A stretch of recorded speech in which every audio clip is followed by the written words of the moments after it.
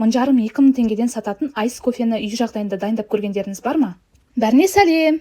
Ол үшін бізге ең алдымен кофе керек. Өзіңізге ұнаған любой кофемен жасай берсеңіздер болады. Мен жасап жатқан рецептім дұрыс болмаса жаза кетіңіз. Мен мына жерде 3 в 1-мен жасап жатырмын. Кафедегідей болсын деп супермаркеттерден осындай одноразовый стакандар сатып алып келдім. Кофемізді осындай кеңірек ыдысқа салып 3-4 ас қасықтай ыстық су қоясыздар.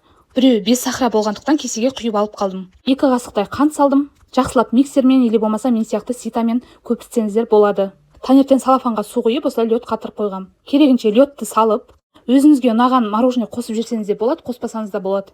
Бірақ советую, мороженемен күшті болады. Менде үйде миксер болмағандықтан ситамен араластыра салғам, бірақ көпірмей қалды. Осылай стакандарға кофемізді салып, үстінен сүт құямыз. Тоже суық болса күшті болады. Аз мөлшерде су қосып жесеңіздер де болады. Мен мына жерде 3 в 1 3 кофеден 4 стакан кофе шығарғалы жатырмын. Рецептін описанияға қалдырып кетем. Мына кофе кеше кофейнядан алғам, бірақ маған қатты ұнамады. Күннің ыстығында ішетін самый лучший кофе. Видео ұнаса лайк басып комментарий қалдырып кетіңіз. Ал бізге ас болсын.